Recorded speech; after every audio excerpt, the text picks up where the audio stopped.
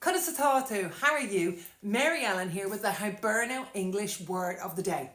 Now, I actually first bought this book after my dad died because I was so sad and had so much grief for him. And I was living here in London and, you know, my husband was actually travelling a lot with work and I was alone with my daughter who was very small at the time. And I heard about this book from Blind Boy and I bought it, got it delivered, and I sat with it and I cried with joy, with sadness, with everything, because as I read it I could literally hear my dad's voice. And this one is really one that invokes my dad, right? It's another H word. It's actually a really joyful word. It's hooley. Sure, we had a hooley.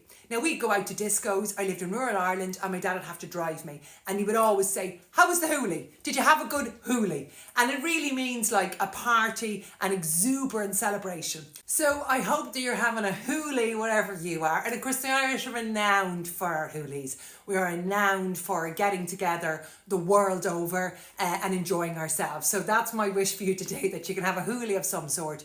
We also have all these gorgeous festivals like Samhain where we get together and have a hooley. Now, very interesting, in this book, the dictionary, it says that the hooley here could relate back to Holi, which is the Hindu festival. Holi and hooley sound quite similar. Now, I was really surprised when I read this because my husband is Hindu and I have actually many times celebrated Holi, which is the festival where you cover yourself in colours. It's actually absolutely a beautiful festival. Now, very, very interesting, Manchán Magan says that ancient Sanskrit and ancient Gaelic are actually fua are intertwined. So perhaps there's a truth to that. Let me know in the comments if you're familiar. So I hope you're having a hooley. Draw more.